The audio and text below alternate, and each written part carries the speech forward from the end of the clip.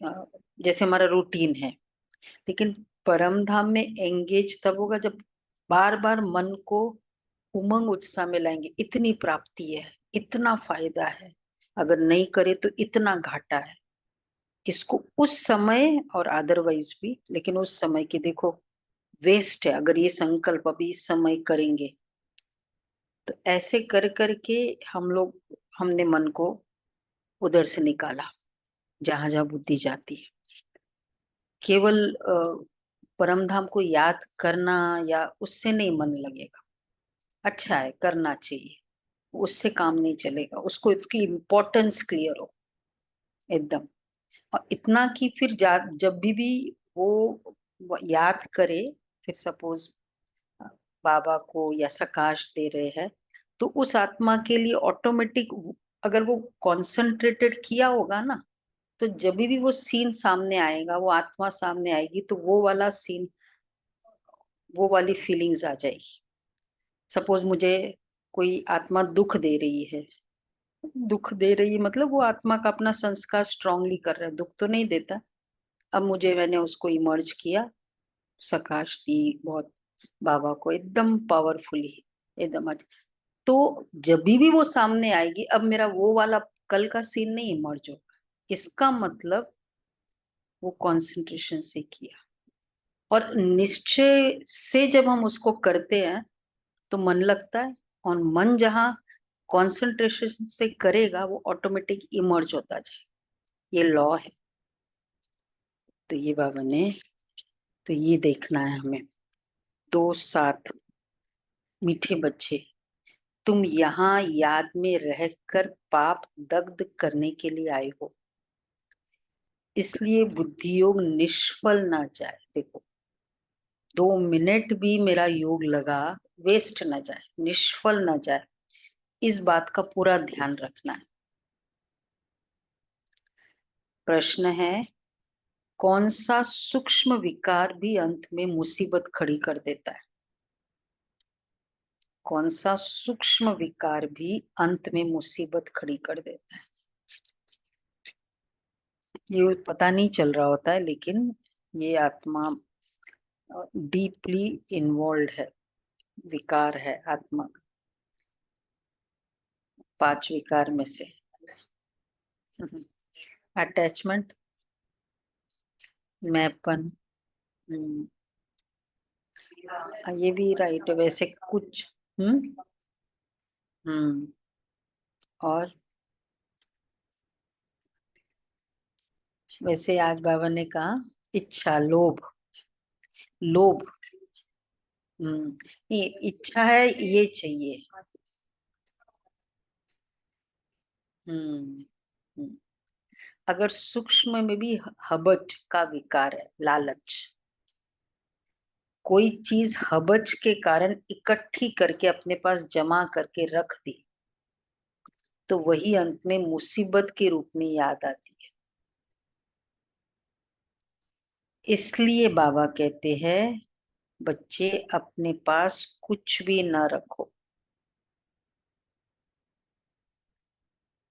तुम्हें सब संकल्पों को भी समेट कर बाप की याद में रहने की आदत डालनी है, टेव डालनी है, बाबा कह रहे हैं। इसलिए देही अभिमानी बनने का अभ्यास करो, सब संकल्पों को समेट कर। तो जहां जहां वो जमा किया हुआ है और वो सफल, मतलब राइट जगह जहां यूज करना है वो नहीं हो रहा है और वो पड़ा है, तो वहां जाएगी बुद्धि। ओम शांति। बच्चों को रोज रोज याद दिलाते हैं देही अभिमानी बनो, क्योंकि बुद्धि इधर उधर जाती है। अज्ञान काल में भी कथा वार्ता सुनते हैं तो बुद्धि बाहर भटकती है, यहाँ भी भटकती है। इसलिए रोज रोज कहते हैं देही अभिमानी बनो। वह तो कहेंगे हम जो सुनाते उस पर ध्यान दो, धारण करो। शास्त्र जो सुनाते वह वचन ध्यान पर रखो। यहाँ तो बाप आत्माओं को समझाते हैं, तुम सब स्टूडेंट देही अभिमानी होकर बैठो। शिव बाबा आते हैं पढ़ाने के लिए। ऐसा कोई कॉलेज नहीं होगा जहाँ समझेंगे शिव बाबा पढ़ाने आते हैं। ऐसा स्कूल होना ही चाहिए पुरुषोत्तम संगम युग पर। स्टूडेंट बैठे हैं और ये भी समझते हैं परम पिता परमात्मा आते हैं हमको पढ़ाने, शिव बाबा आते हैं हमको पढ़ाने। पहली पहली बात समझाते हैं, तुमको पावन बनना है तो माँ कम याद करो। परंतु माया घड़ी घड़ी भुला देती है, इसलिए बाप खबरदार करते हैं। कोई को समझाना है तो भी पहली पहली बात समझाओ कि भगवान कौन है। भगवान जो पतित पावन दुख हरता सुख करता है वह कहाँ है। उनको याद तो सब करते हैं। अच्छा, जब कोई आफते आती है कहते हैं भगवान रहम करो। किसको बचाना होता है तो भी कहते हैं, क्या कहते हैं, हे भगवान ओ गॉड हमको दुख से लिबरेट करो। दुख तो सबको है ना। यह तो पक्का मालूम है कि सत्युग को सुखधाम कहा जाता है, कलयुग को दुखधाम कहा जाता है। ये बच्चे जानते हैं, फिर भी माया भुला देती है। ये याद में बिठाने की रस्म भी ड्रामा में है। यही ये स्टाइल है ना कि याद में सामने बैठाकर योग कराते हैं। बाकी और कोई जगह ये स्टाइल थोड़ी है कि बिठा के बैठा दिया, बोल दिया बैठे याद करो। या तो उनको भजन गाएंगे, मतलब कोई फिजिकल करेंगे। याद में बिठाने की आदत नहीं है, इसलिए आदत ही नहीं है मन लगे। मन के ऊपर अटेंशन देने का भी संस्कार नहीं है ना फिर। चाहे भक्ति भी बहुत करते हैं तो भी ये वाला स्टाइल बाबा कराते हैं। तो सारा दिन यहाँ याद में बिठाने की रस्म भी ड्रामा में है, क्योंकि बहुत है जो सारा दिन याद ही नहीं करते, एक मिनट भी याद नहीं करते। ऐसा तो नहीं हुआ ना, 5-5 सेकंड करके आराम से 1 मिनट तो हो गया, 1 मिनट भी याद नहीं करते। फिर याद दिलाने के लिए यहाँ बिठाते हैं, याद करने की युक्ति बतलाते हैं तो पक्का हो जाए। युक्ति, अनेक युक्तियां रचो, वैरायटी करो। योग में जब वैरायटी होगा ना, वैरायटी मतलब एक्टिविटीज वैरायटी नहीं, एक एक बात पर वैरायटी, जो हमने किया अभी, तब फिर मन लगे उसमें। जैसे दृष्टि लेनी है तो दृष्टि लेने में भी वैरायटी। बाबा की दृष्टि को देखो, कितनी रहमदिल, कितनी क्षमाशील, कितनी विदेही दृष्टि है। तो कभी दृष्टि को देखो, कभी दृष्टि लो, वैरायटी। मतलब एक एक संग का, जेस्चर का आनंद लेना, यही योग है। तब मजा आएगा। कभी ये किया कभी वो किया, एक पे ही कंटिन्यूस एकाग्रता बहुत है। तो बाबा कहते हैं, तो हाँ, जित अगर बुद्धि, तो यहाँ तुम बच्चे शांति में बैठते हो जबकि बाप के साथ योग है। याद करने की युक्ति बतलाते हैं। बाप की याद से हमको सतो प्रधान बनना है। सतो प्रधान बनने की बाप ने फर्स्ट क्लास रियल युक्ति बताई है। पतित पावन तो एक ही है, वो आकर युक्ति बताते हैं। यहाँ तुम बच्चे शांति में तब बैठते हो जबकि बाप के साथ योग है। अगर बुद्धि का योग यहाँ वहां गया तो शांत में नहीं है, कोया अशांत है। जितना समय यहाँ वहां बुद्धि योग गया वह निष्फल हुआ। पाप कर्म जहाँ नहीं होता है लेकिन पुण्य भी नहीं होता है। हम्म, उस उस एक्टिविटी को बाबा कहते हैं निष्फल गया, कोई फल ही नहीं निकला। आपने इन्वेस्ट किया पैसा, उसका ना वैसा का वैसा, उतना का निष्फल। क्योंकि पाप तो कटते नहीं है। दुनिया यह तो जानती नहीं कि पाप कैसे कटते हैं, ये बड़ी महीन बातें हैं। बाप ने कहा मेरी याद में बैठो, कितना, देखो, कर्म का रिजल्ट ये बहुत शक्तिशाली होता है।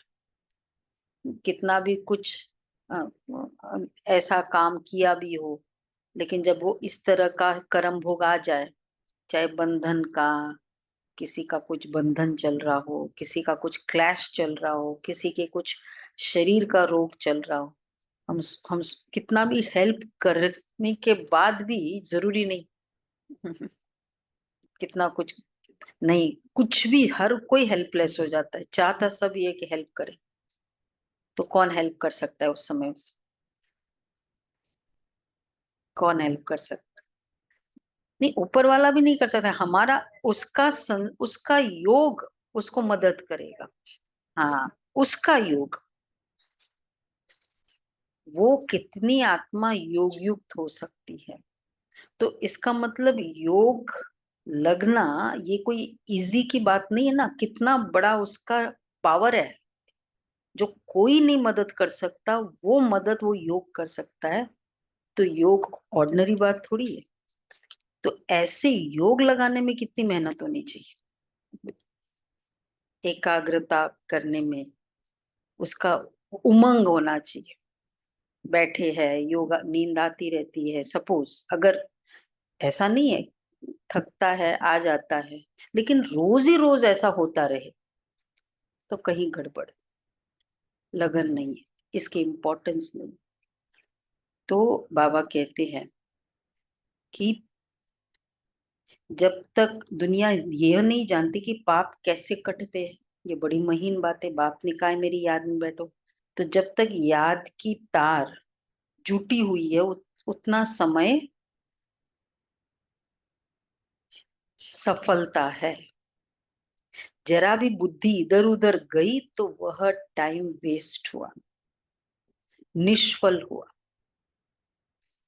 याद करने के बाद ऐसा फीलिंग हो कि जैसे कहीं बैठे थे, वहां से उठकर आए हैं, मतलब वहां की मेमोरीज मेरे में चलती रहे योग के बाद।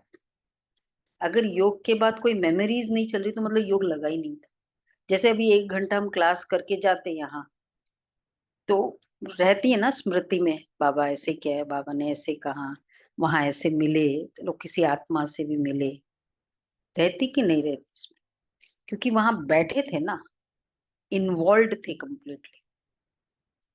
तो ये भी एक प्रूव टेस्ट है कि मेरी याद रही या नहीं। उसके बाद इमीडिएटली वाचा में आ गए, तो वो देखना है, वो आ नहीं सकता इमीडिएटली वाचा में, याद के बाद हो ही नहीं सकता, उसको वहां की मेमोरीज चलती रहेगी। तो तो बाबा कहते हैं, बाप ने कहा मेरी याद में बैठो, जरा भी बुद्धि इधर उधर गई तो वह टाइम वेस्ट हुआ, निष्फल हुआ। बाप का डायरेक्शन है ना कि बच्चे मुझे याद करो, अगर याद नहीं किया तो निष्फल हुआ। इससे क्या होगा? तुम जल्दी सतो प्रधान नहीं बनेंगे, फिर तो आदत पड़ जाएगी, ये होता रहेगा। आत्मा इस जन्म के पाप तो जानती है, भल कोई कहते हैं हमको याद नहीं है, परंतु बाबा कहते हैं 3-4 वर्ष से लेकर सब बातें याद रहती है। शुरू में इतने पाप नहीं होते जितने बाद में होते हैं। दिन प्रतिदिन क्रिमिनल आय होती जाती है। त्रेता में 2 कला कम हो जाती है। चंद्रमा की 2 कला कितने कितने में कम होती है? धीरे धीरे कम होती जाती है ना। फिर 16 कला संपूर्ण भी चंद्रमा को ही कहा जाता है, सूर्य को नहीं कहते। चंद्रमा की है 1 मास की बात, यह फिर है कल्प की बात। ये भी चंद्रमा समान है, गोलाकार है ना, कलाएं कम होती रहती है। हाँ, दिन प्रतिदिन नीचे उतरते जाते हैं, फिर याद की यात्रा से ऊपर चढ़ सकते। उसको तो चढ़ने में 15 दिन लगता है ना, और यहाँ मतलब चलो पूरा संगम युग समझ लो, चढ़ते रहते। दिन प्रतिदिन नीचे उतरते जाते, फिर याद की यात्रा से ऊपर चढ़ सकते, फिर तो दरकार ही नहीं। देखो, नीचे उतरते जाते हैं कब? दिन प्रतिदिन नीचे उतरते जाते हैं, दिन प्रतिदिन, सतयुग से। हाँ, धीरे, तभी तो द्वापर आया। और अ, फिर याद की यात्रा से ऊपर चढ़ सकते, युग, संगम युग। संगम युग। सतयुग में भी याद करे तो नीचे उतरे ही नहीं, ड्रामानुसार उतरना ही है, तो याद ही नहीं करते। संगम पर ही आकर बाप सिखलाते, अब चढ़ती कला शुरू होती है, हमको फिर अपने सुखधाम में जाना है। बाप कहते अब सुखधाम में जाना है तो मुझे याद करो, याद से तुम्हारी आत्मा सतो प्रधान बन जाएगी। तुम दुनिया से निराले हो, बैकुंठ दुनिया से बिल्कुल न्यारा है। बैकुंठ था, अब नहीं है। कल्प की आयु लंबी कर देने के कारण भूल गए हैं। अभी तुम बच्चों को तो बैकुंठ कहाँ, बहुत नजदीक दिखाई देता है। बाकी थोड़ा टाइम है, याद की यात्रा में ही कमी है, इसलिए समझते भी टाइम है। याद की यात्रा जितनी होनी चाहिए उतनी नहीं है। तुम पैगाम पहुंचाते हो ड्रामा के प्लान अनुसार, कोई को पैगाम नहीं देते तो गोया, अगर किसी को पैगाम नहीं देते हो, मैसेज नहीं देते हो, तो गोया, नहीं नहीं, पैगाम नहीं देते हो, पैगंबर नहीं, तो गोया सर्विस ही नहीं करते। मैसेज दो सबको, सारी दुनिया में पैगाम तो पहुंचाना है कि बाप कहते माँ में कम याद करो। गीता पढ़ने वाले जानते एक ही गीता शास्त्र है जिससे यह महावाक्य है, परंतु उसमें श्री कृष्ण भगवान वाच लिख दिया तो याद किसको करे? भल शिव की शक्ति, शिव की भक्ति करते, परंतु यथार्थ ज्ञान नहीं जो श्रीमत पर चले। इस समय तुमको मिलती ईश्वरीय मत, इसके पहले थी मानव मत। दोनों में रात दिन का फर्क है। मानव मत कहती ईश्वर सर्वव्यापी है, और ईश्वर की मत कहती है नहीं। बाप कहते मैं आया हूँ स्वर्ग की स्थापना करने, तो जरूर यह नरक है। यहाँ पांच विकार सब में प्रवेश है, विकारी दुनिया है, तब तो मैं आता हूँ निर्विकारी बनाने के लिए। जो ईश्वर के बच्चे बने उनके पास विकार तो हो नहीं सकते। अच्छा, रावण का चित्र 10 शीश वाला दिखाते हैं। कभी कोई कह न सके कि रावण की सृष्टि निर्विकारी है। रावण की सृष्टि कंप्लीट विकारी है, तो कुछ न, कंप्लीट विकारी द्वापर युग से, चाहे सब कलयुग जितना नहीं है, पर सारे विकार है, परसेंटेज कम है, फर्क इतना ही कलयुग में सारों की परसेंटेज फुल। हाँ, हाँ, जेलेसी की एंट्री हो गई, कंपैरिजन की हो गई, सब चीज की, पर परसेंटेज कम है। तो रावण की सृष्टि निर्विकारी है। तुम जानते हो अभी रावण राज्य है, सभी में पांच विकार है। सत्युग में है राम राज्य, इसलिए सत्युग त्रेता में विकार की एंट्री नहीं है। विकार की एंट्री होती चाहे थोड़ा थोड़ा, वो द्वापर युग है। सत्युग में है राम राज्य, ये फर्क है। तो कोई कहते हैं ना कि जैसे रावण राज्य में थोड़े थोड़े ये राम राज्य वाले हैं, वैसे राम राज्य में भी थोड़े थोड़े रावण राज्य वाले होंगे। बुद्धि, बुद्धिवान है ना सभी होंगे। थोड़ा थोड़ा, थोड़ा थोड़ा लोभ, थोड़ा थोड़ा विकार, काम विकार, नो, नथिंग।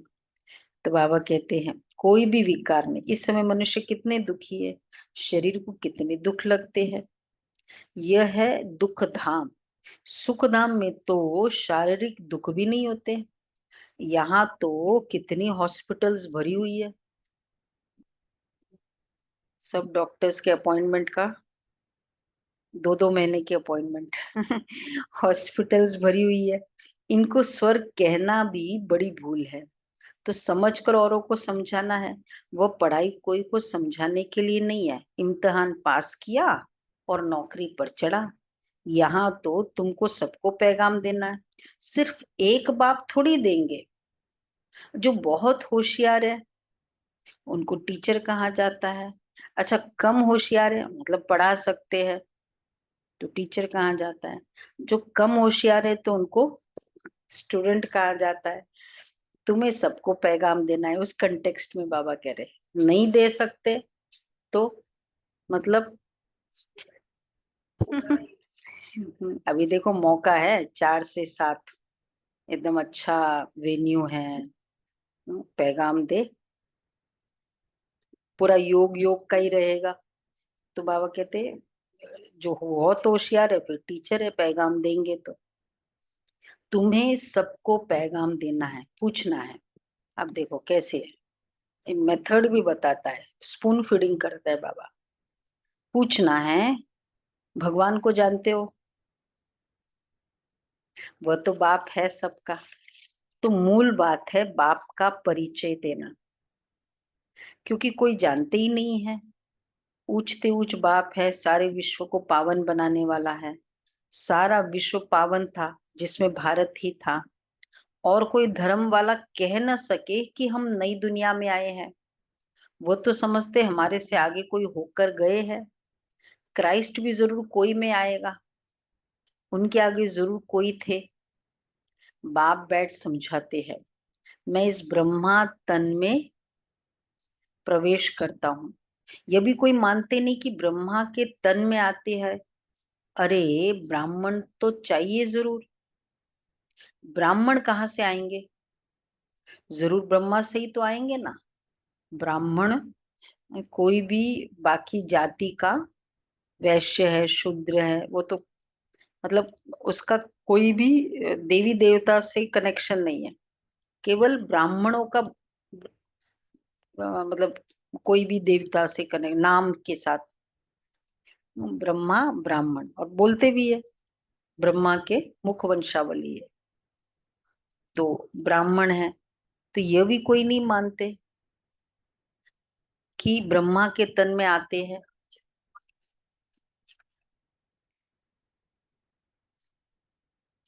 अच्छा, तो देखो स्पेशल है ना, तो वो तो समझते हैं। तो स्पेशल है तो वो दिखाई देना चाहिए ना। अगर जैसे जो भी नामधारी ब्राह्मण है, अगर वो सारी एटीट्यूड एक्टिविटी सेम है तो फिर तो वो स्पेशल नहीं है। तो बल्कि मैं सोचती हूँ कि ये वैष्णव है ना, जैन है, वो तो फिर भी पक्के है। ब्राह्मण तो नॉन वेज और प्याज लहसुन में भी चलता है ना। नॉन वेज भी चल रहा है कुछ कुछ जगह है। हम्म, वो तो फिर वो जातिवाद तो खत्म हो रहा है ना, मतलब हो ही गया है ना, वो तो उसकी तो एनकरेजमेंट है। तो जातिवाद हम नहीं करना चाहते, लेकिन फिर अगर आप उस जाति के लिखते हो तो वैसे एक्टिविटी तो चाहिए ना। तो बाबा कहते हैं वो तो समझते हमारे से आगे कोई होकर गए हैं, क्राइस्ट भी जरूर कोई में आएगा। यह भी कोई मानते नहीं कि ब्रह्मा के तन में आते हैं। अरे ब्राह्मण तो चाहिए जरूर। ब्राह्मण, अच्छा ब्रह्मा का बाप कभी सुना? प्रजापिता, उसका पिता कौन है? प्रजा का पिता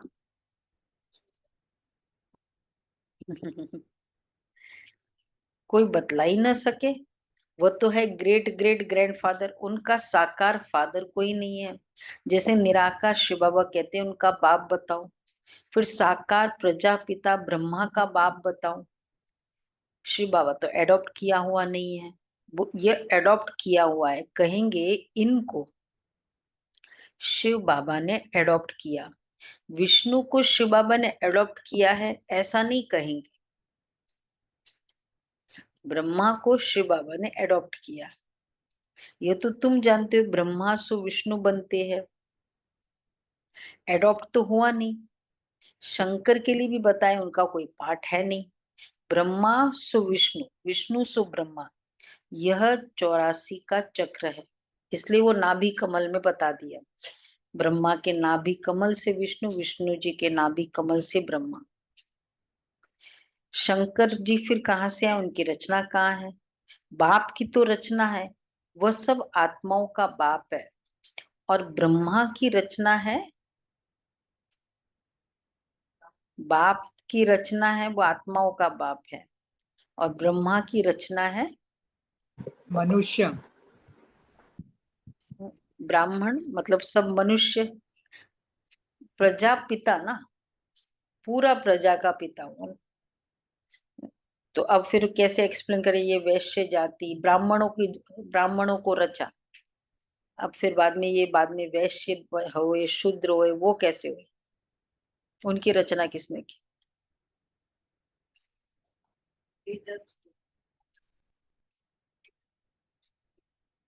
नहीं, उसमें जो भी लिखा है प्रैक्टिकली कैसे है, ज्ञान की दृष्टि से है।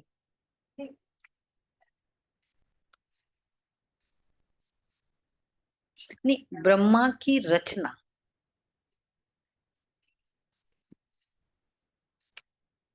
हाँ सिंपल है ना, तब हमको सृष्टि चक्र पूरा बता सकते हैं। फर्स्ट रचना रचते हैं। अब ग्रेट ग्रेट ग्रैंडफादर है तो ग्रैंडफादर कोई पोते को थोड़ी, उसका बाप थोड़ी होगा, but उसकी जेनरेशन है ना, उसकी वंशावली है।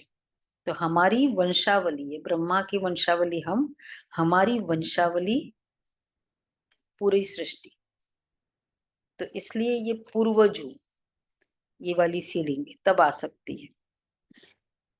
तो बाबा ने कहा कि ब्रह्मा तो गाया हुआ है, जैसे निराकार शिव बाबा कहते हैं, तो उनका पाठ बताओ। तो बाप आकर ये सब बातें समझाते हैं, फिर भी बच्चे घड़ी घड़ी भूल जाते हैं। जितनी बुद्धि उतनी टीचर की पढ़ाई धारण कर सकते हैं, ये बेहद की पढ़ाई है। फिर पढ़ाई के अनुसार ही नंबरवार पद पाते हैं। भल पढ़ाई एक ही है, मनुष्य से देवता बनने की, परंतु डिनाइस्टी तो बनती है ना, यह भी बुद्धि में आना चाहिए। डायनेस्टी, बाबा कहते हैं देव, पढ़ाई तो एक ही है, डिनेस्टी किस आधार पे बनती है, किस लेवल तक का पुरुषार्थ कर, या तो सूर्यवंशी, नहीं तो चंद्रवंशी। राजा बनना, तो ये भी बुद्धि में आना चाहिए कि हम कौन सा पद पाएंगे। राजा बनना तो मेहनत का काम है। 3 बातें थी कल, बाबा ने कहा डैश, ये 3 करेंगे तो विश्व की बादशाही मिलेगी, संपूर्ण पावन। फिर दूसरा, पुरानी दुनिया में दिल नहीं लगाना चाहिए, और सजा, बिना सजा खाए, मतलब सजा सारी कंप्लीट यहाँ। तो बाबा कहते अ, हाँ, राजा बनना तो मेहनत का काम है। राजाओं के पास दास दासियां भी चाहिए। दास दासियां कौन बनते हैं, राजा कौन बनते ये पता है, दास दासी कौन बनते हैं? जिनका माया का गुलाम है, अभी भी हर बात में माया का गुलाम है। क्या करे, उठा नहीं जाता, क्या करे, कंटिन्यू चलता है गुलामी। तो मतलब तो ये भी, हाँ, चाहे अभी हम गुलामी भी अ, एक प्रॉब्लम, एक तरह से डिफीट है ना पूरा। हाँ, संस्कार के गुलाम है, तो वो वहां भी गुलाम है। रियलाइज करके उसको सपोर्ट नहीं करना, फिर भी आप गुलामी नहीं हो। सपोर्ट तो नहीं करो, क्रोध आ गया, कल भी आया, परसों भी आया, सब कुछ बहुत बार आया, सपोर्ट तो नहीं करे। जस्टिफाई करना मतलब उसको सपोर्ट करना, फिर उसकी गुलामी में रहना। गुलाम को सपोर्ट करने वाला भी तो गुलामी हो गया। तो बाबा कहते हैं तो ऐसा नहीं पढ़ना चाहिए। दास दासिया कौन बनते ये भी तुम समझ सकते हो, नंबरवार पुरुषार्थ अनुसार हर एक को दासियां मिलती रहेगी। तो ऐसा नहीं पढ़ना चाहिए जो जन्म जन्मांतर दास दासी बने। पुरुषार्थ करना है ऊंच बनने का। तो सच्ची शांति बाप की याद में है। जरा भी बुद्धि इधर उधर गई तो आज क्या बोल रहे बाबा? हाँ, तो टाइम वेस्ट होगा, कमाई कम होगी, निष्फल। जरा भी बुद्धि इधर उधर, तो इसमें मास्टरी करनी है। तो ये अब सेंटर पे तो हम 5-7 मिनट ही कर सकते, अलग से बैठ के करो बाबा के कमरे में। और फिर योग अमृत वेला, इस पर बहुत अटेंशन, बहुत एकाग्रचित। मतलब एक तो ये भी ध्यान रखो कि अमृत वेला टू मच शरीर का हिलना, मतलब मन उससे डबल हिल रहा है, ये भी ध्यान रख। भाई लाचारी अवस्था है वो अलग बात है, बट अगर बैठ सकते कर सकते तो हिलना डुलना, ये तो क्लियर है ना। थोड़ा सा हिलना डुलना मतलब मन तो वैसे भी कितना हिला हुआ होता है, ये ध्यान रखना है। तो जरा भी बाबा कह रहे आज बुद्धि इधर उधर गई तो टाइम वेस्ट होगा, कमाई कम होगी, सतो प्रधान बन नहीं सकेंगे। यह भी समझाए कि हाथों से काम करते रहो, दिल से बाप को याद करते रहो। शरीर को तंदुरुस्त रखने के लिए घूमना फिरना यह भी भल करो, परंतु बुद्धि में बाप की याद रहे। घूमते फिरते वॉक करते हैं कि मैं चलो इस राउंड से इस राउंड तक बिंदु रूप में चलती हूँ, आपस में उस तरह की बात रेस करो। कोई और कोई अगर दो जन चलते भी तो घूमना फिरना यह भी भल करो, परंतु बुद्धि में बाप की याद। सोमान की फीलिंग से कई थे बताते हैं, मैं रन करता हूँ ना सोमान की फीलिंग में, तो बहुत अच्छा रनिंग होता है। बुद्धि में बाप की याद रहे। अगर साथ में कोई हो तो झरमुई झगमुई नहीं करनी है, आपस में बातचीत करके घूमना फिरना नहीं।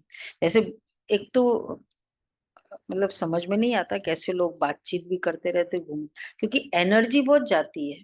अब बात चलते चलते वो श्वास तो आते होता ही है ना, तो डबल एनर्जी जा रही है, ज्यादा ड्रेन आउट होता है। बातचीत नहीं करना, एनर्जी जा रही है ना, इसलिए याद करना जरूरी है। जो एनर्जी मिले, अच्छे अच्छे बाबा के गीत लगाओ, कमेंट्री लगाओ, चलो। ईयरफोन्स तो होते ही है सबके पास, बाबा कहते हैं। परंतु बुद्धि में बाप की याद रहे। अगर साथ में कोई है तो झरमुई झकमुई नहीं करनी। यह तो हर एक की दिल गवाही देता है, बाबा समझा देते हैं। ऐसी अवस्था में चक्कर लगाओ, पादरी लोग जाते हैं एकदम शांत में। तुम लोग ज्ञान की बातें सारे समय तो नहीं करेंगे, फिर जवान को शांत में लाकर शिव बाबा की याद में रेस करनी चाहिए। जैसे खाने के समय बाबा कहते याद में बैठकर खाओ, अपना चार्ट देखो। बाबा अपना तो बताते हैं, खाने के समय सबसे बड़ी माया खाने के समय भी होती है। बाबा अपना तो बताते हैं कि हम भूल जाते, बहुत लाइकली है खाने के समय। शुरू में याद रहेगा, बाबा को अर्पण कर दिया, फिर सोचते काम पूरा हुआ। अब मैं बाबा का भोग खा रहा हूं ना, भूल जाते। कोशिश करता हूँ, बाबा को कहता हूँ बाबा हम पूरा समय याद में रहूंगा, आप हमारी खांसी बंद करो, शुगर कम करो। अपने साथ जो मेहनत करता हूँ वो बताता हूँ। लगता है मुझे, पर वैसे तो बताते हैं कि नहीं है, होता नहीं था।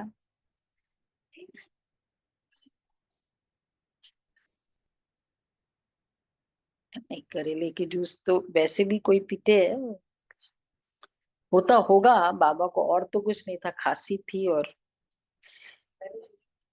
शुगर वाला बीमारी वाली भी नहीं होते थे।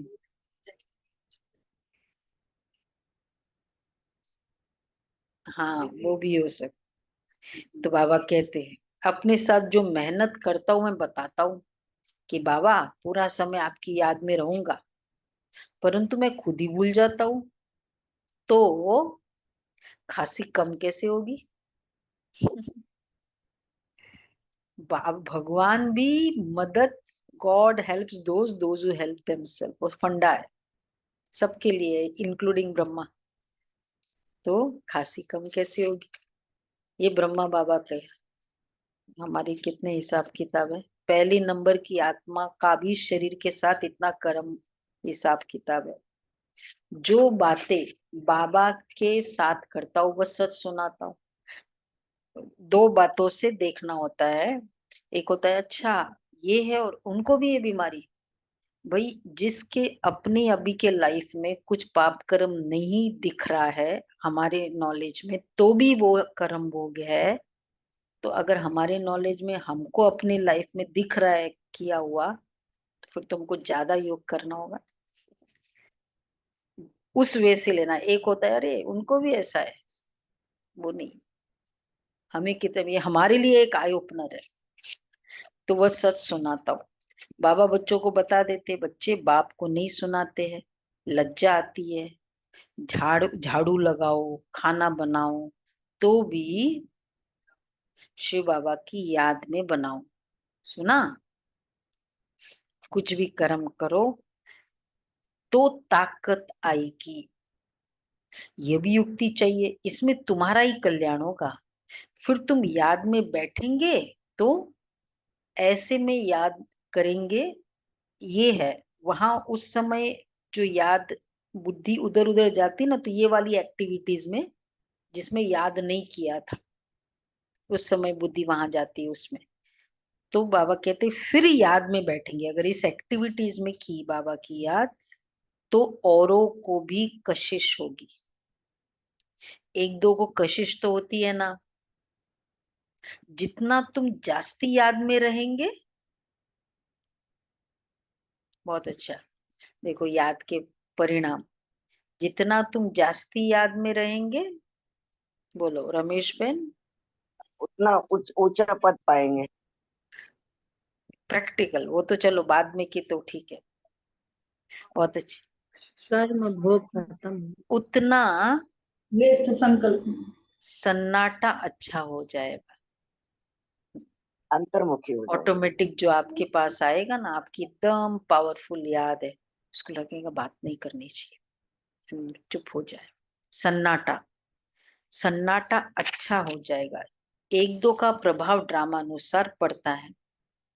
याद की यात्रा तो बहुत कल्याणकारी है, इसमें झूठ बोलने की दरकार ही नहीं है। सच्चे बाप के बच्चे हैं तो सच्चा होकर चलना है। बाबा अपना पुरुषार्थ भी तो बताया। बच्चों को तो सब कुछ मिलता है, विश्व की बादशाही मिलती है, तो फिर लोभ कर 10-20 साड़ियां आदि क्यों इकट्ठी करते हो? समर्पित में भी इकट्ठा। ये पातंजलि योग दर्शन में वो 10 योग की बात है ना। अपरिग्रह, संग्रह, संग्रह करना, टू मच, अपरिग्रह, ये बहुत बड़ा विकार है। तो 10 बाबा कह रहे हैं क्यों इकट्ठी करते हो? अगर बहुत चीजें इकट्ठी करते रहेंगे तो मरने समय भी याद आएगी।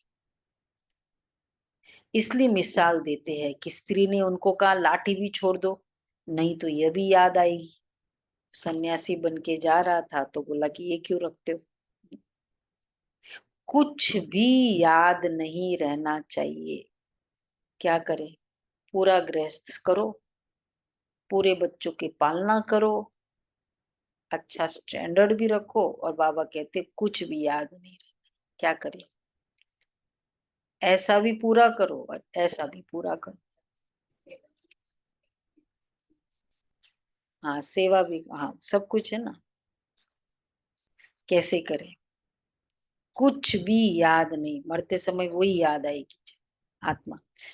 मतलब अदरवाइज भी कोई थोड़ा सा भी बीमारी आ जाए फिर याद आएगा कि, तो क्या करें उसके लिए? उपाय बताओ। ज्यादा और कम में क्या है, कितना मेजरमेंट क्या है? ज्यादा और कम का मेजरमेंट नहीं है, 0 और 100। बाबा को समर्पित करते जाओ, एवरी डे समर्पित करो। बाबा ये आपका है, बाबा ये आपका है, ये तब होगा। मतलब एक तरीका ये है अंदर से। और दूसरा है कि उसको क्लियर कर दो, क्या क्या जो जो आपको जिस जिसका वो हिस्सा जिम्मेवारी करनी है। तो बाबा कहते हैं नहीं तो यह भी याद आएगी, कुछ भी याद नहीं रहना चाहिए। नहीं तो अपने लिए मुसीबत लाते, झूठ बोलने से 100 गुना पाप चढ़ जाता है। शिव बाबा का भंडारा सदैव भरा रहता है, जास्ती रखने की भी दरकार क्या है? विशेषकर जैसे बाबा का भंडारा है, उसमें जो किया सच्चा बताओ। जिसकी चोरी हो जाती है तो सब कुछ दिया जाता है।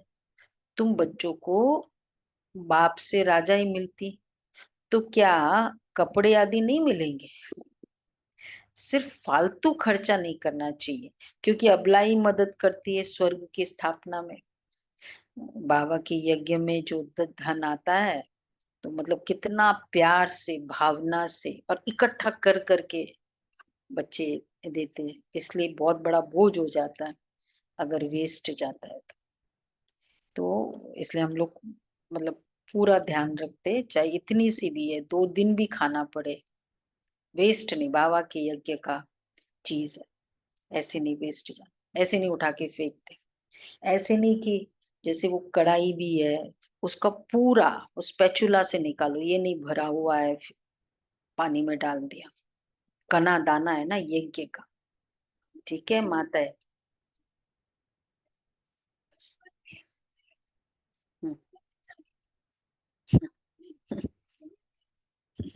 वेस्ट नहीं जाना चाहिए, ठीक है। जो माताएं भंडारा करती है ना, तो उसको पूरा निकालो, ऐसे नहीं उठा के डाल दिया पानी में। यज्ञ का करना बहुत भावना होती है बाबा का।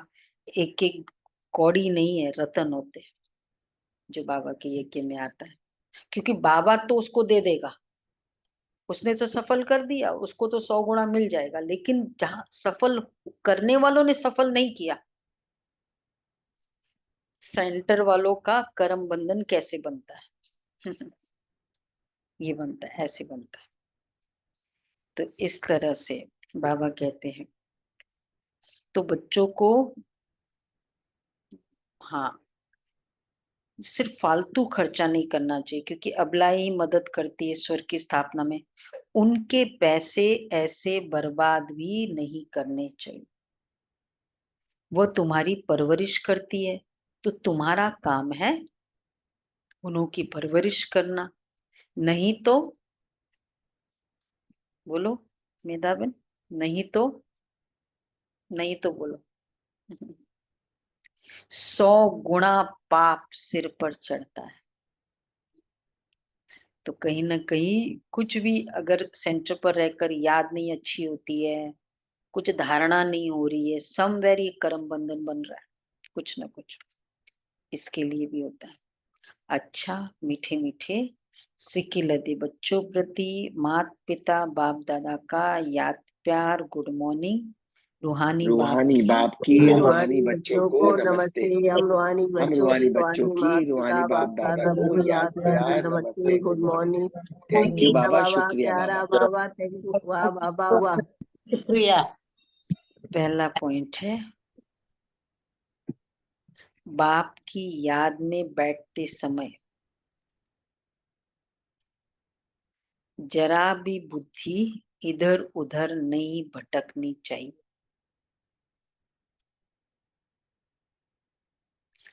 जरा भी बुद्धि इधर उधर नहीं भटकनी चाहिए, सदा कमाई जमा होती रहे, याद ऐसी हो करो, याद ऐसी हो जो सन्नाटा हो जाए।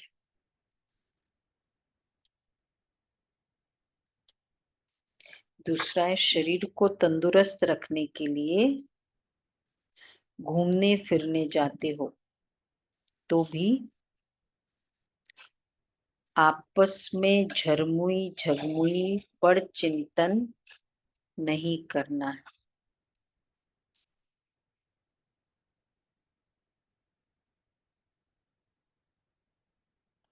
आपस में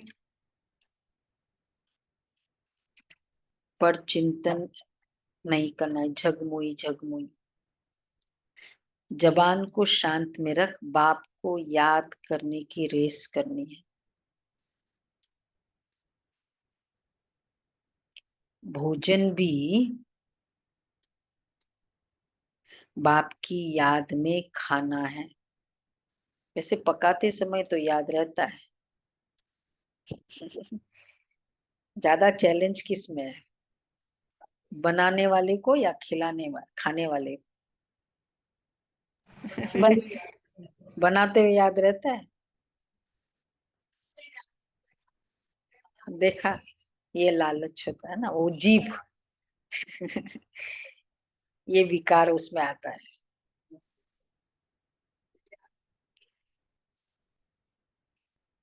हम्म, हम्म। वरदान है निश्चय बुद्धि बन, कमजोर संकल्पों की जाल को समाप्त करने वाले, सफलता संपन्न भव।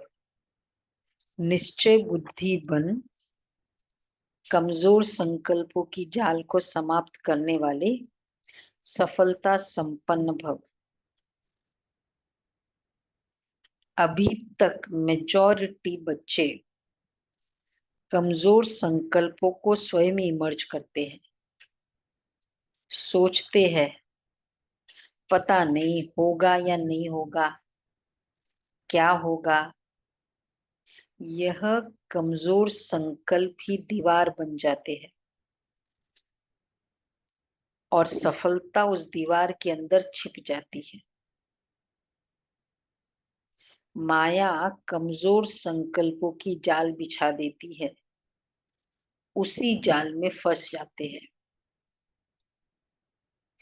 इसलिए मैं निश्चय बुद्धि विजयी हूँ। सफलता मेरा जन्मसिद्ध अधिकार है। इस स्मृति से कमजोर संकल्प को समाप्त करो। ये कमजोर संकल्पों का जाल, पता नहीं क्या होगा, होगा नहीं होगा। तो संकल्प दीवार कब बनते हैं? संकल्प है एक बैरियर बन जाना। जितना हम सपोर्ट और विश्वास करते उन संकल्पों पे, नहीं पता नहीं, बार बार रिपीट करते हैं और एकदम फील करते हैं सचमुच मुझे कुछ पता नहीं क्या हो जाएगा, कुछ भी हो सकता है, और फियर को सब एनकरेज कर रहे हैं, वो दीवार बन जाते हैं। तो इसलिए बाबा ने कहा ये संकल्प रखो, मैं निश्चय बुद्धि विजयी आत्मा हूं, मेरा बार बार संकल्प। स्लोगन है तीसरा, ज्वालामुखी नेत्र खुला रहे तो माया शक्तिहीन बन जाएगी। ज्वाला रूपी नेत्र खुला रहे तो माया शक्तिहीन बन जाएगी।